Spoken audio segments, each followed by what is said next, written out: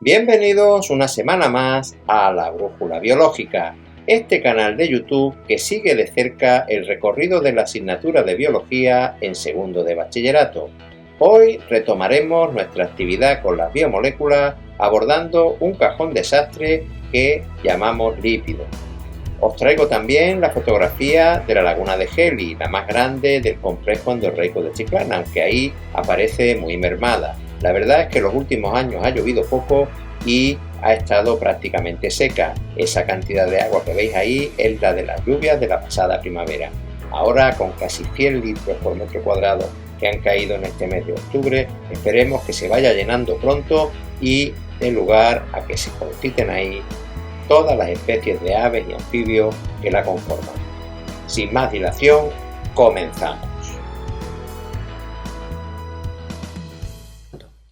Como ya ha salido la prueba de acceso a la universidad, los contenidos y el tipo de examen, vamos a darnos una vuelta a ver qué hay en la página de la Universidad de Granada, que suele estar bastante completa. Ponemos, por ejemplo, UGR PBAU exámenes. Nos saldrá esta paginita, vamos siguiendo y nos encontraremos con este menú. Aquí encontráis todas las asignaturas de segundo de bachillerato, encontráis todos los exámenes desde 2010 y lo que es más importante, porque los exámenes van a cambiar, pero las orientaciones son las que hay que seguir ahora. Entonces, si descargamos, por ejemplo, las orientaciones de biología, encontramos esto. Asignatura, curso 2024-2025, biología, los 6 bloques. Vemos también la estructura del examen, cómo va a ser. Ya os digo que va a ser distinto del que se hacía, lo veremos en su momento. Algún modelo de examen hay, para que os hagáis una idea, con su corrección. Y los criterios de evaluación que se van a aplicar. Yo me centraría sobre todo en este apartado, en el anexo, donde pone concreción de los resultados de aprendizaje del programa de biología para la PBAU, ¿no? Aquí tenéis dividido la tabla en 3 columnas: saberes básicos, resultados de aprendizaje y concreción de los resultados de aprendizaje. Va por bloques, recordad que hay 6 bloques, estamos en el bloque A todavía, y estamos concretamente en este apartado, en el apartado de los lípidos, ¿no? Ahora haremos una captura de esto y lo analizaremos un poquito más en profundidad. Al igual que en temas anteriores, os traigo la relación de saberes básicos que hay en la programación de biología de segundo de bachillerato en referencia a este tema de los lípidos. Solamente hay uno. Está en el apartado Biología 2A3 y es el Biología 2A32. Diferenciación de los lípidos saponificables y no saponificables, comprensión de sus características químicas, tipo, diferencia y funciones biológicas, relacionado con el criterio de evaluación 2.1. Analizar la diferencia con respecto a cómo se plantea esto en la PAU, en la prueba de acceso a la universidad, concreción de los resultados de aprendizaje del programa de biología para la PAU 24-25. Todo esto. Podemos decir que el saber básico es el mismo, pero los resultados del aprendizaje se dividen en 4 tipos y cada uno de esos resultados está concretizado en estos ítems, de forma que creo que es mucho mejor para estudiar estos temas guiarse por estas tablas que por las otras, aunque hay que decir también, son 2 cosas diferentes. Una es estudiar la asignatura de biología en segundo de bachillerato y otra es estudiar la prueba de acceso a la universidad. Pero bueno, como estamos dándole mucha importancia a los contenidos que tienen estos temas, estimo que es más conveniente fijarse o ir siguiendo esta tabla. Lo cierto es que los lípidos son precisamente un cajón desastre. No desastre de ser un desastre, sino desastre ese oficio tan noble de hacer trajes y vestidos. Un cajón desastre es un lugar donde se dan cita herramientas muy diversas y muy distintas, que poco tienen que ver unas con otras. Bueno, pues este es el caso de los lípidos. A diferencia de glúcidos, proteínas o ácidos nucleicos, los lípidos son moléculas muy heterogéneas entre sí, que tienen configuraciones moleculares muy distintas y funciones también muy diversas. ¿Qué tienen en común los lípidos? Pues por ejemplo su composición. Están hechos de 3 átomos fundamentalmente, de carbono, de oxígeno y de hidrógeno. Tienen en mucha menor cantidad, o pueden tener, fósforo, nitrógeno y azufre. Todos son insolubles en agua, esto quizás sea la característica que más los une, y son solubles en determinados compuestos orgánicos, como pueden ser el éter, el benceno o el cloroformo. Por último, son untuosos al tacto, esta sensación de untuosidad que puede tener, por ejemplo, el aceite, que puede tener la mantequilla y que puede tener la cera. Para tener una idea aproximada de quiénes son los lípidos, quizá lo primero sea echar un vistazo a su clasificación. Las dividimos en 2 grandes grupos. Los que llamamos lípidos saponificables, que son aquellos que tienen ácidos grasos, y los insaponificables, que veremos a continuación, que son los que no tienen ácidos grasos. Los saponificables, a su vez, hay varios tipos, muy distintos entre sí. Tenemos los acilglicéridos, lo que comúnmente llamamos grasas. Tenemos las ceras, la cera de abeja, la cera que recubre una manzana, por ejemplo. Tenemos los fosfolípidos, que son muy importantes en la formación de las membranas celulares. Y tenemos por último a los esfingolípidos, de capital importancia en el tejido nervioso, en las neuronas. Por otra parte, los insaponificables pues no tienen ácidos grasos. Y hay 3 tipos. Tenemos los terpenos, que son por ejemplo pues algunas vitaminas, el caroteno.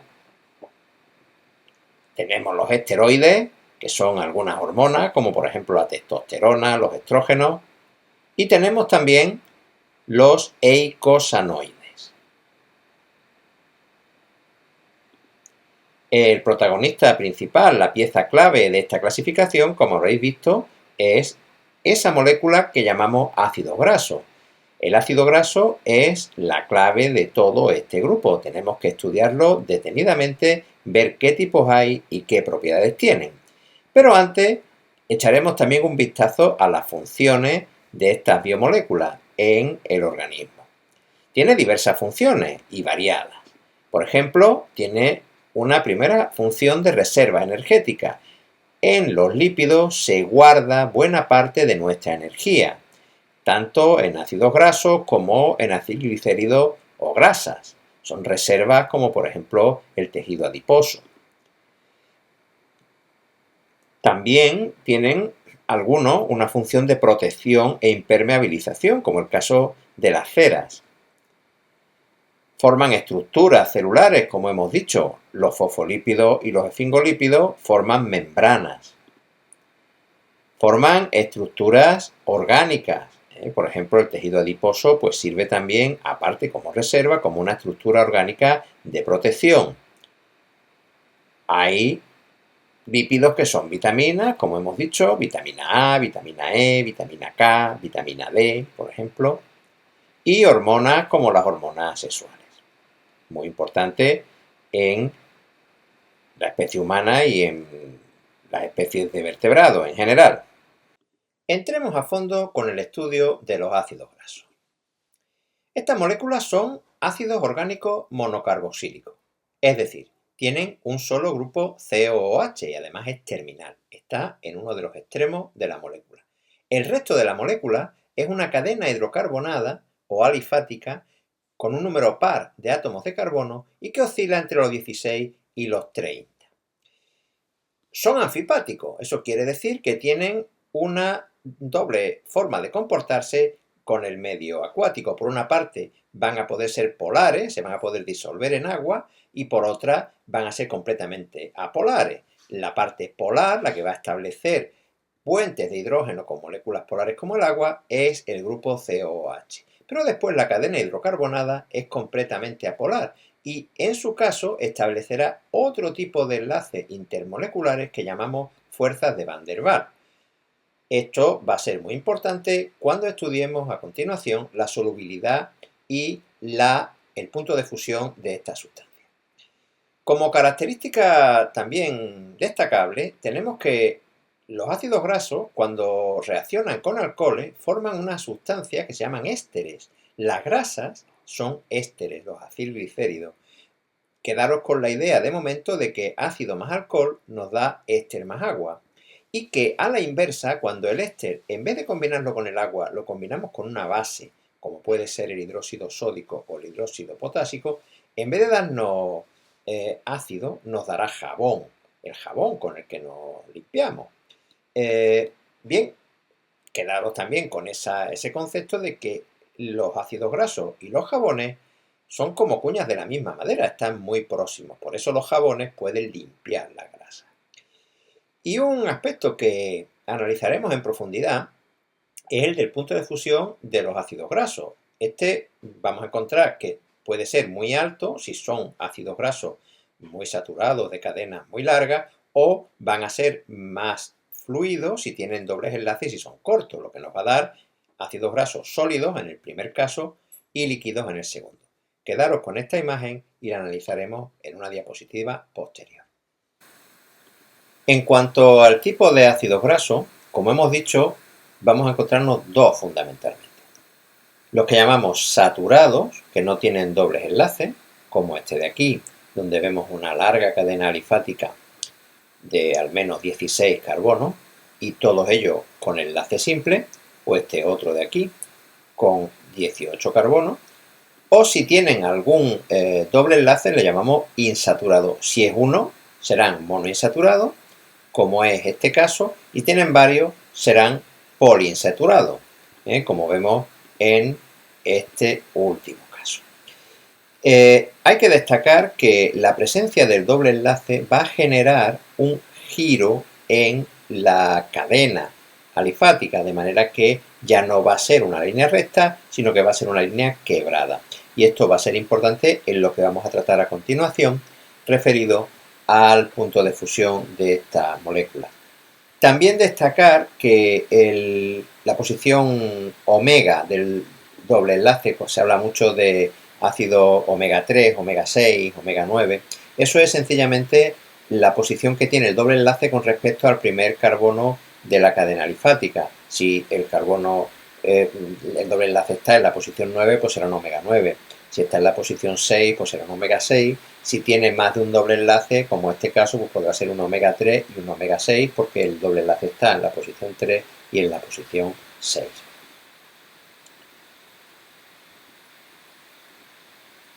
En cuanto al punto de fusión de los ácidos grasos, tenemos el análisis de este esquema que os traía hace un momento. Se trata de representar las fuerzas intermoleculares que hay entre las cadenas hidrocarbonadas de los ácidos grasos. Esto es parecido a los puentes de hidrógeno, pero es la versión hidrófoba. Las cadenas entre sí establecen estos enlaces.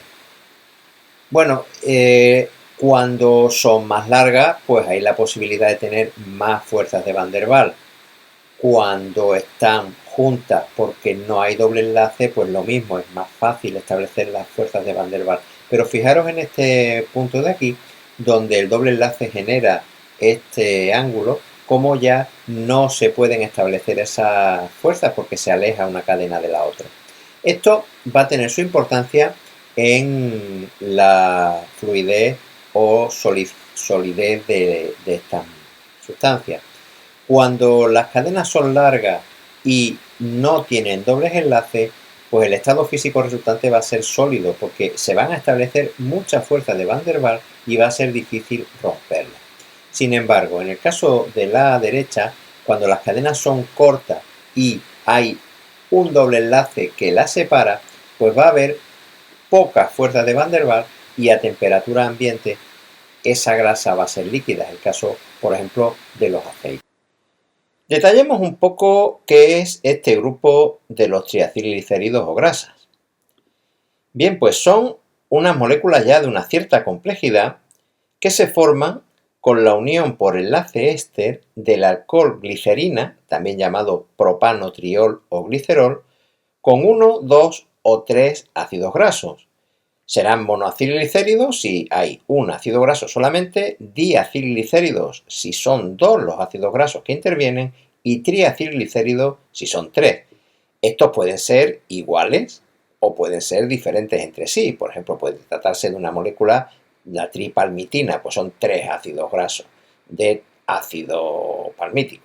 Pero podía haber, por ejemplo, un ácido palmítico, un esteárico y un oleico. La diversidad de estas moléculas es, por tanto, muy elevada.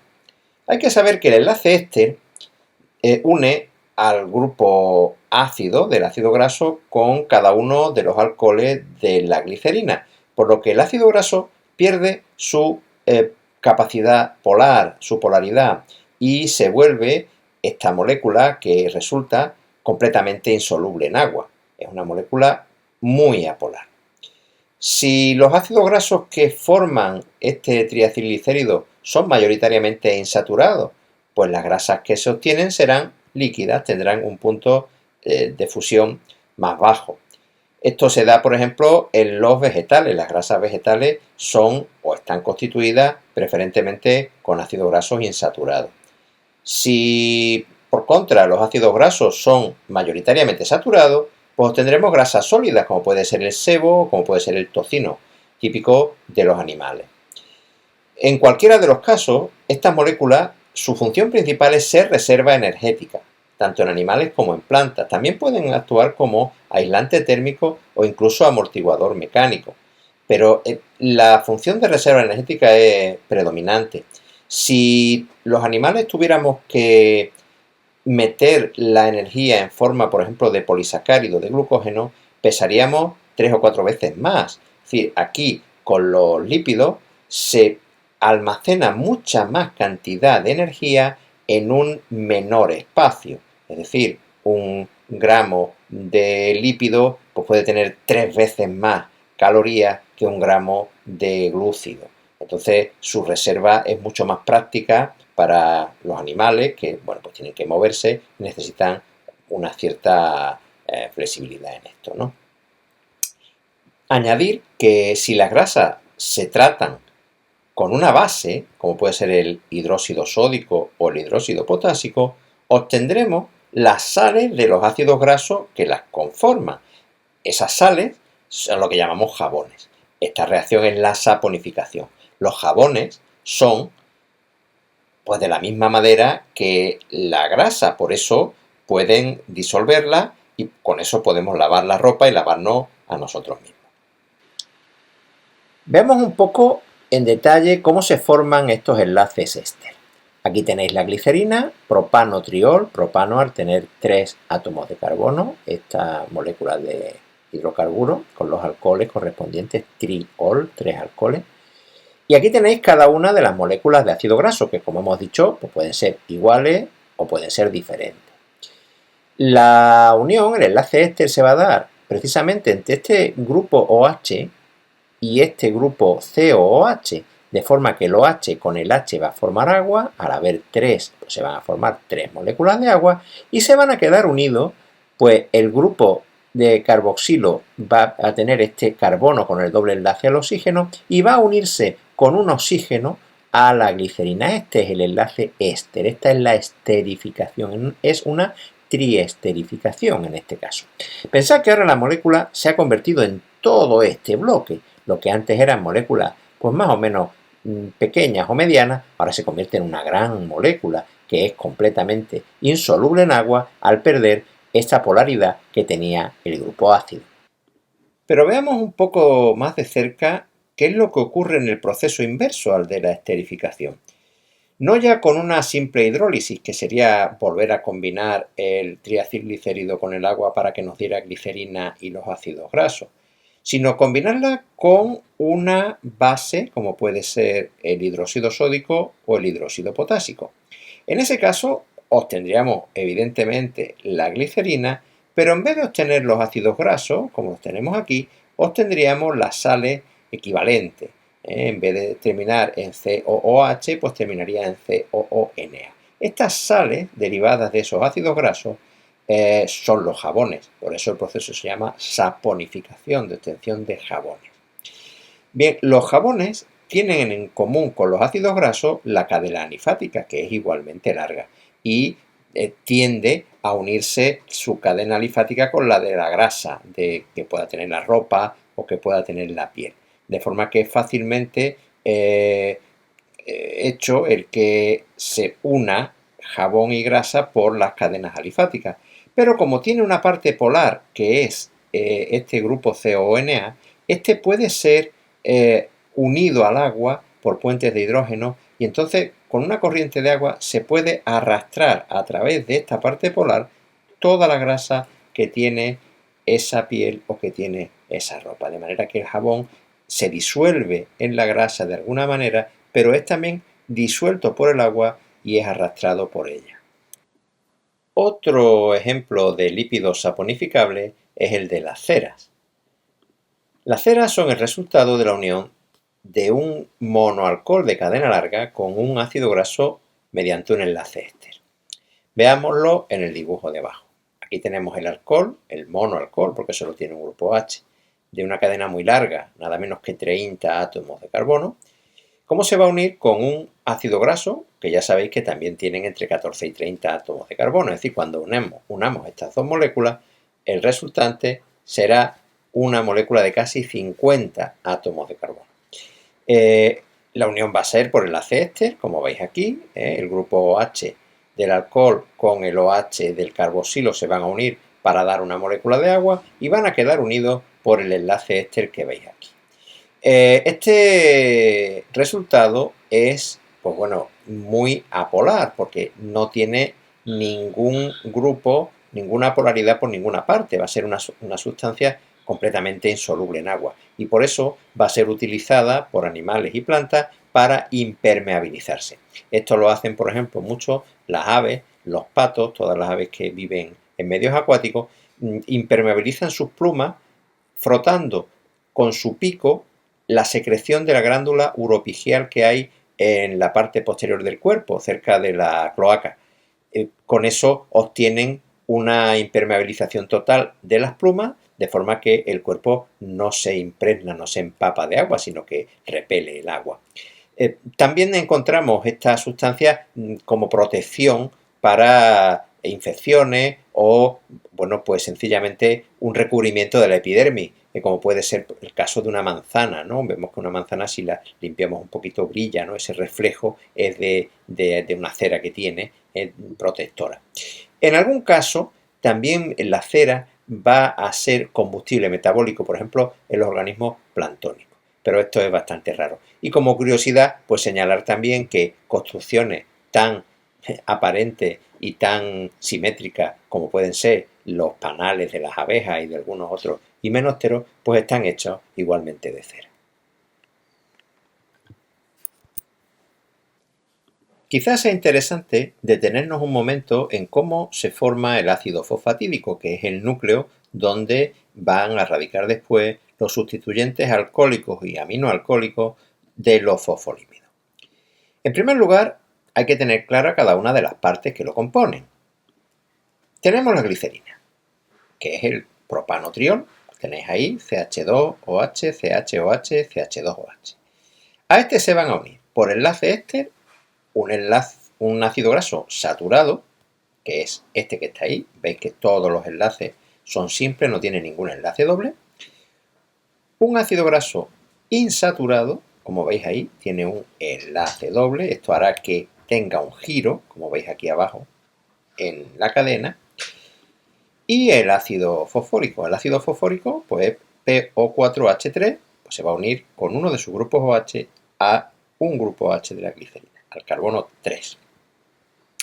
Bien, el resultado va a ser el ácido fosfatídico, que es toda esta molécula que veis aquí, que va a tener una parte polar, que es esta que está de color amarillo y que tenéis aquí representada con esta cabecita tan característica, y dos colas apolares, que van a ser pues la del ácido graso saturado con su giro debido al doble enlace y la del ácido graso saturado sin doble enlace. Esto va a ser importante, esta condición de bipolaridad, lo que le va a dar esa característica que llamamos anfipático. Por una parte se va a poder disolver en agua y por otra parte se va a poder disolver en lípidos, va a ser hidrófobo. En cuanto a los diferentes tipos de fosfolípidos, cabe destacar que vamos a encontrarnos con una gran variedad debido a que los sustituyentes que van a ir en el grupo fosfato del ácido fosfatídico van a ser muy distintos, muy diversos y van a dar diferentes propiedades a las membranas de estas células. De forma que, aunque las membranas tienen la misma estructura en mosaico fluido que estudiaremos en el próximo bloque, la composición química de las mismas y las funciones que van a cumplir van a variar dependiendo precisamente del tipo de fosfolípido concreto que las constituya. Entonces no será lo mismo, por ejemplo, la membrana que tengamos en un retículo endoplasmático que la que haya en un aparato de Golgi, que la que haya en una membrana de la neurona o la que pueda haber en una célula cardíaca. Todo esto va a depender de la composición química de estos sustituyentes. ¿Dónde van los sustituyentes? Bueno, pues en este esquema podéis ver que aquí tenemos la estructura básica del ácido fosfatídico con el fosfato y los dos ácidos grasos, el apolar, digamos el saturado y el insaturado. Esto constituye la parte apolar de la membrana y el sustituyente pues va precisamente aquí. Aquí habría un enlace entre el grupo OH y el alcohol y el aminoalcohol, que puede ser, por ejemplo, pues una molécula de colina, lo que nos daría la lecitina, puede ser una molécula de etanolamina, que nos daría la cefalina, puede ser la serina, puede ser el inositol, puede ser la glicerina, o pueden ser otros muchos sustituyentes alcohólicos. Pero en el estudio de los fosfolípidos, más que saberse los sustituyentes que van a tener, es importante conocer a fondo cómo se forman, cómo se llega a esa estructura. La clave de los fosfolípidos es el ácido fosfatídico, es la base. Veamos cómo se forma. Por una parte, tenemos la glicerina, el propanotriol, que lo tenemos aquí. Por otra parte, tenemos los ácidos grasos, uno que va a ser saturado, concretamente este, todo enlace simple, y otro que va a ser insaturado, con un enlace doble. Y ahora, en el tercer carbono de la glicerina, vamos a tener al ácido fosfórico. El ácido fosfórico no es el fosfato, sencillamente es el grupo PO4H3 con esta estructura, concretamente. Entonces esto nos va a dar, cuando se unen por enlace éster estos tres elementos, el ácido fosfatídico. El ácido fosfatídico es toda esta unidad que vemos aquí. Y ahí, ahora, en este grupo fosfato es donde van a ir el alcohol o el aminoalcohol, ese sustituyente que acabamos de mencionar. Esto va a generar una propiedad muy importante en estas moléculas por la que son tan importantes, y es su carácter anfipático, es decir, ser polar por una parte, concretamente la que va a corresponder al ácido fosfórico, y apolar por las dos largas cadenas alifáticas que tiene con los ácidos grasos. Del mismo modo, también es relevante hacer referencia a la relación que existe entre los fosfolípidos y las membranas biológicas. Pensemos que algo tan importante como la configuración de una membrana necesita de unos ladrillos que sean específicos para ello. En este caso, el grueso de la composición de las membranas va a ser los fosfolípidos. Bien, aquí tenemos cómo es el comportamiento de los fosfolípidos en agua. Si tenemos, por ejemplo, solamente una pequeña capa de fosfolípidos en la superficie, esta se va a disponer de manera que las partes polares que les gusta el agua, que son hidrófilos, pues van a quedar hacia abajo y las colas hidrófobas van a quedar hacia el aire. Esto sería una constitución pues sencilla. Pero cuando ya tenemos que los fosfolípidos están dentro del agua y no pueden ir hacia la superficie, pues se pueden colocar de esta manera, es decir, como una bicapa. De forma que van a tener grupos polares hacia un lado y hacia otro y las colas hidrófobas hacia adentro, en una especie de sándwich. Esta es la base de las membranas biológicas. Esto, si se va continuando de una forma más progresiva, pues podrá dar lugar a una cadena de fosfolípidos que circunscriba un espacio dentro que es o va a ser el citoplasma. Otra estructura pues va a ser la micela. La micela la encontramos aquí, en vez de formar esta bicapa, pues se va a formar una estructura así, con las colas hacia adentro y las cabezas polares hacia afuera. Pero esto no nos va a originar realmente una célula, esto va a ser una estructura en la cual los fosfolípidos van a establecerse de la forma más equilibrada que encuentre. Por último, y con una importancia, bueno, pues en la ingeniería genética, en la fabricación de vacunas, incluso en la cosmética, pues tenemos los liposomas.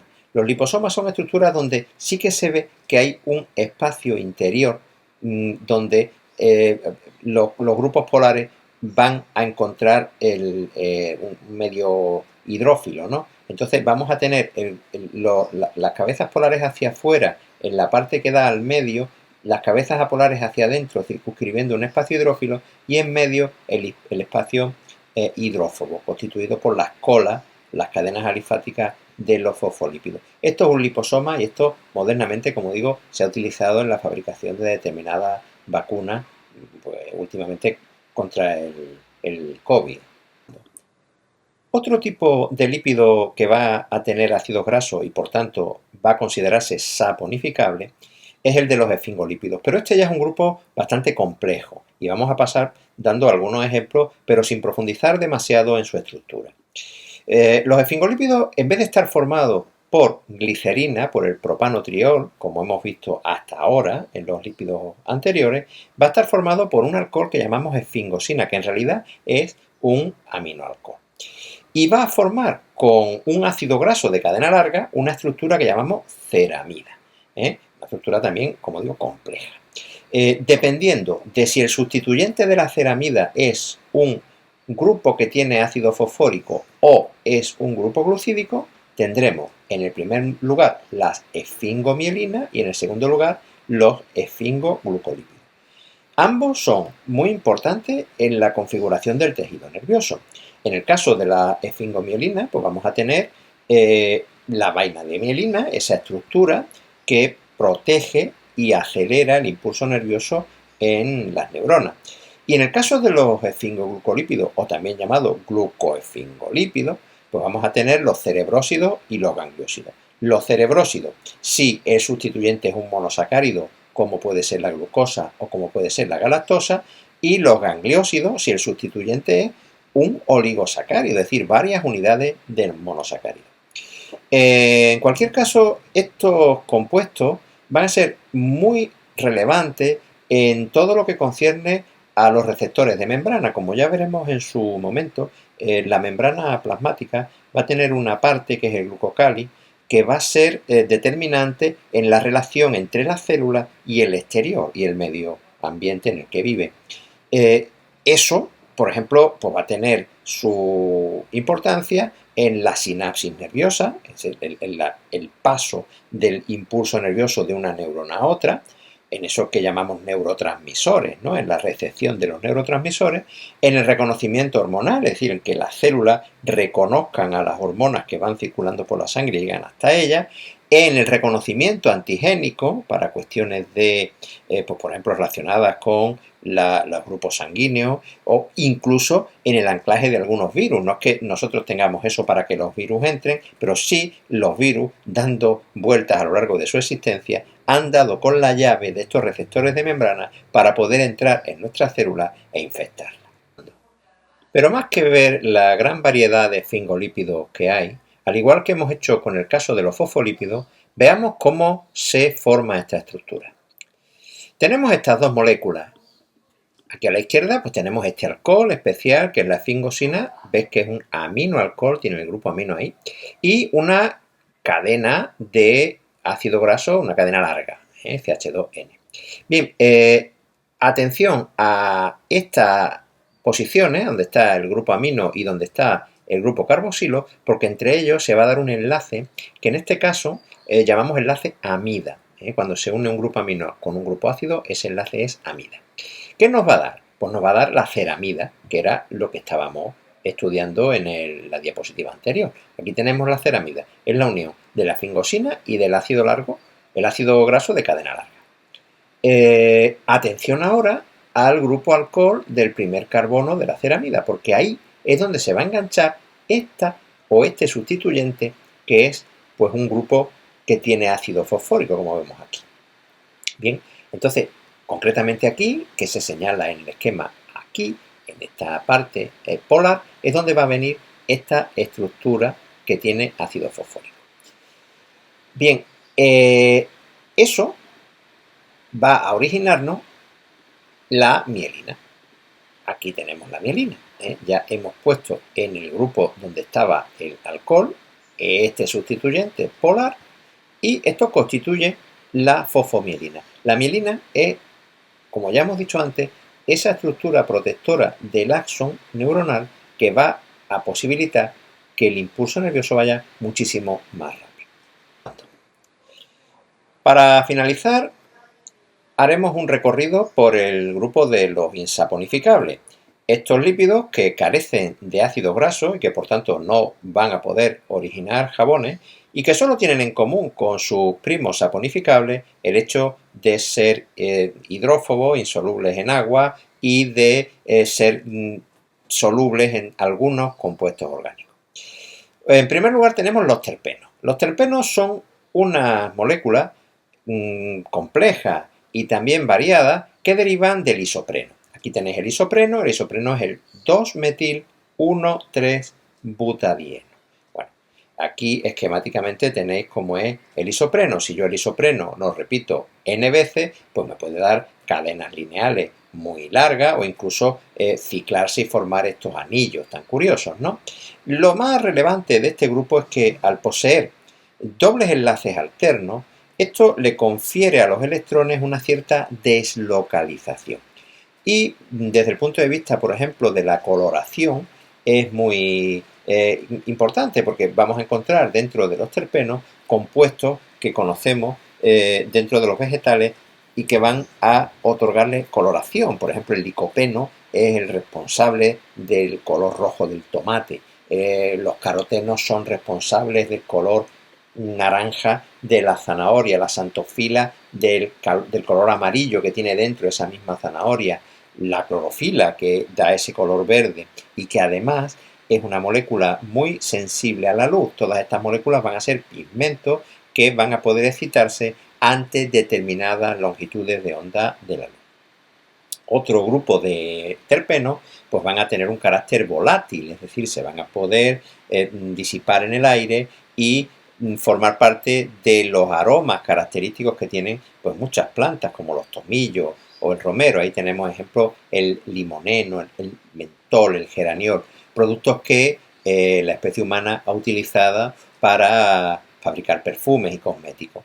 Y por último, pues algunas vitaminas como la vitamina A y la vitamina K pues son también terpenos. Otro grupo de lípidos insaponificables lo conforman los esteroides. Los esteroides son derivados de una molécula, de una unidad que es el esterano, gonano o ciclopentano perhidrofenantreno. Esta molécula que encontráis aquí abajo. No os asustéis con tener que formularla, sencillamente lo que deberéis hacer es identificarla. Creo que es fácil si veis una molécula con estos tres anillos hexagonales rematados con este pentágono, pues eso no tiene otra cosa que ser un esteroide. Dentro de los esteroides hay dos grandes subdivisiones. Atención a la posición número 3, que es la que lo determina. Si en la posición número 3 tenemos, como en este caso, un grupo OH, se tratará de un esterol, será un esteroide esterol, como es el caso, por ejemplo, de la vitamina D. Si, por ejemplo, lo que encontráis en la posición 3 es un doble enlace y un oxígeno, pues será una hormona esteroidea, como es, por ejemplo, el caso de las hormonas sexuales, la testosterona, los estrógenos o la progesterona, o de otras hormonas como la aldosterona o el cortisol. Atención también a la posición 17, porque en ella podremos encontrar variantes según la cadena linfática que corresponda. Quisiera dedicarle un apartado especial al colesterol. El colesterol es un tipo de esteroide y es una molécula conocida precisamente porque tenemos la idea de que es mala para el organismo. No es así. El colesterol es necesario, forma parte de nuestras membranas, interviene en muchos procesos que equilibran el dinamismo de la célula. Lo que es malo es su exceso, su acumulación. Hay que saber que el colesterol es insoluble en agua, que es transportado en la sangre por una serie de proteínas y que dependiendo de si estas proteínas son HDL, es decir, de alta densidad o LDL de baja densidad, el resultado es completamente distinto. El colesterol HDL va a ser ese que llamamos colesterol bueno, porque no se va a acumular en los tejidos, sino que se va su exceso a destruir en el hígado, y las de baja densidad o muy baja densidad, las VLDL, esas sí que van a ir desde el hígado hacia los tejidos, se van a poder acumular en las arterias formando el ateroma y dar lugar a estrechamientos arteriales que pudieran provocar pues, accidentes vasculares como el ictus o el infarto. Por último, el grupo de los eicosanoides pues cierra esta categoría de insaponificables. En este caso, los eicosanoides van a ser derivados del ácido araquidónico. Este ácido araquidónico es este que tenéis aquí, que son 20 átomos de carbono que va a tener varios dobles enlaces. Bueno, este compuesto va a dar distintas moléculas que en su conjunto son conocidas con el nombre de prostaglandinas. Quizá porque la primera que se descubrió pues fue en el líquido prostático, aunque en realidad estas prostaglandinas se encuentran en muchos tejidos animales y tienen diversas funciones. Por ejemplo, intervienen en el proceso inflamatorio, intervienen en la fiebre, en la secreción gástrica, por ejemplo. El caso de los trombosanos y de los leucotrienos pues van a intervenir en la coagulación de la sangre, en la formación de coágulos. Es un grupo que tiene una gran importancia desde el punto de vista hormonal y regulador. Pues bien, hasta aquí esta entrega de la brújula biológica, dedicada hoy al grupo de los lípidos. Como estamos todavía en el otoño y queda un largo trecho para que llegue el imperio de la luz en la primavera, traigo una fotografía de un almendro en flor. Estos serán prácticamente de los primeros que darán flores en el nuevo año. Bien, no olvidéis darle al like para que el vídeo se posicione mejor, suscribiros a este canal para que os llegue puntualmente cuando le deis a la campanita y ante todo y sobre todas las cosas, nunca olvidéis ser felices. Hasta pronto.